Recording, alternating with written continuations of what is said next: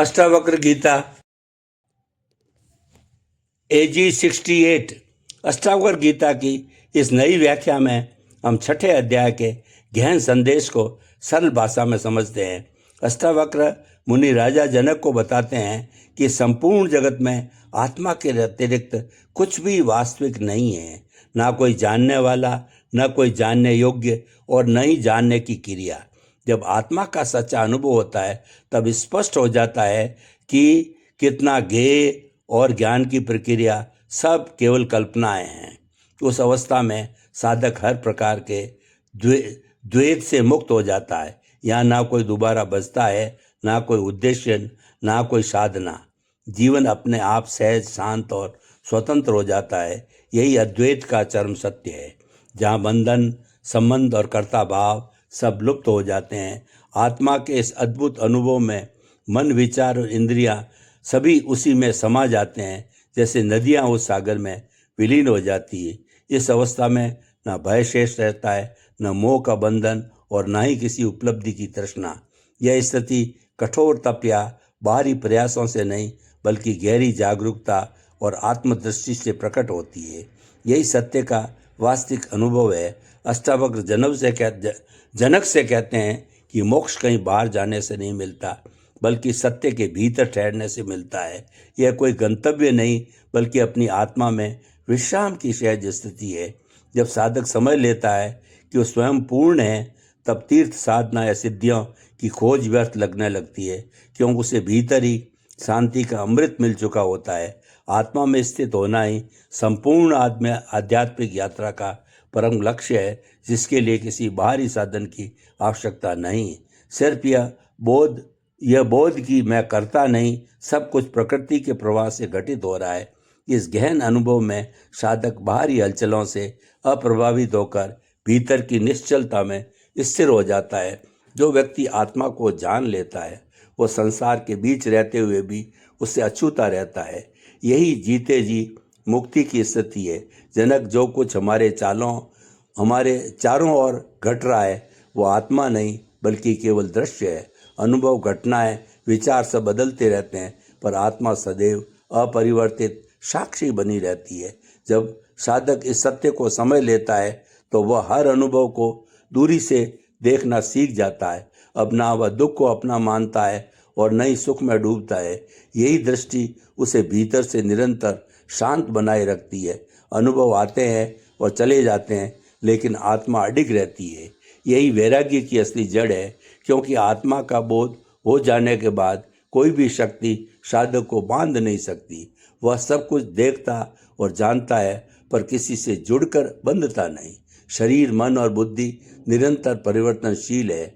शरीर आज है तो कल नहीं रहेगा, विचार एक क्षण है तो अगले ही पल लुप्त हो जाएंगे। स्थायी और शाश्वत केवल आत्मा है, जो सबका मौन साक्षी बनी रहती है, जो सबको देख रहा है और स्वयं कभी नहीं बदलता। वही आत्मा है, वही अचल साक्षी है। इस साक्षी भाव में साधक को वो स्थिरता मिलती है जिसे कोई बाहरी हलचल डिगा नहीं सकती। यहाँ तक कि मृत्यु भी उसे भयभीत नहीं करती, क्योंकि वह जान चुका होता है कि आत्मा अमर है। बुद्धि के जाल और मन के उलझाव भी अब उसे नहीं छूते, क्योंकि वह उनसे ऊपर उठ चुका है। यही है असली स्वतंत्रता का जनक। आत्मा का वास्तविक अनुभव तभी होता है जब मन पूर्णतः शांत हो जाए, जब ना विचार शेष रहे, न कल्पनाएं। उस मौन में आत्मा स्वयं अपनी आभा से प्रकट होती है। यह मौन किसी दबाव से नहीं आता, यह समझ और जागरूकता से सहज ही खिल उठता है। साधक जानता है कि मन का हर शब्द उसे आत्मा से दूर करता है, इसलिए वो बिना किसी प्रयास के मौन की गहराई में उतरता है। वह ना शोर है, ना नाम, ना कोई आकृति, सिर्फ निर्मल उपस्थिति है, और उसी उपस्थिति में आत्मा की झलक मिलती है। यही है वास्तविक ध्यान जनक।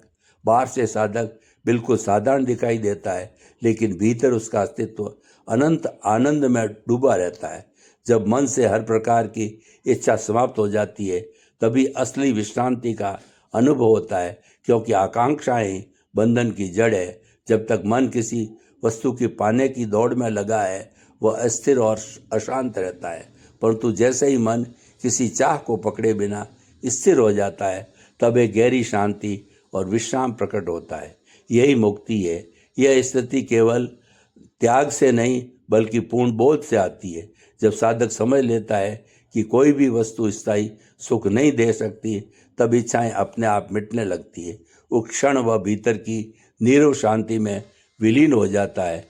यही संतोष है, यही समाधि है, जहाँ कोई प्रयास शेष नहीं रहता, सिर्फ सहज उपस्थिति रह जाती है। अष्टावक्र कहते हैं कि संसार की निरंतर गति मात्र एक माया है, जबकि आत्मा सदैव अचल और अपरिवर्तनीय है। संसार की निरंतर गति वास्तव में केवल मन की कल्पना है। जनक, जिसने आत्मा का साक्षात्कार कर लिया, वो जान जाता है यह गति केवल दृश्य जगत तक सीमित है, जिसका कोई वास्तविक अस्तित्व नहीं। आत्मा ना कभी कभी कहीं आती है, ना कहीं जाती है। वह सदा अचल और शाश्वत है। यह बोध साधक को भीतर की स्थिरता में ले जाता है, जहाँ बाहरी हलचल उसे छू भी नहीं सकती। जैसे समुद्र की गहराई लहरों से अछूती रहती है, वैसे ही आत्मा की गहराई में कोई कंपन नहीं होता। यही स्थिरता उसे संसार के बीच में भी पूर्ण शांति और विश्राम प्रदान करती है। नाम, रूप और क्रियाएं आत्मा का स्वरूप नहीं है। जो कुछ हम, मैं या मेरा कहकर पकड़ते हैं, वह केवल अस्थायी पहचान है।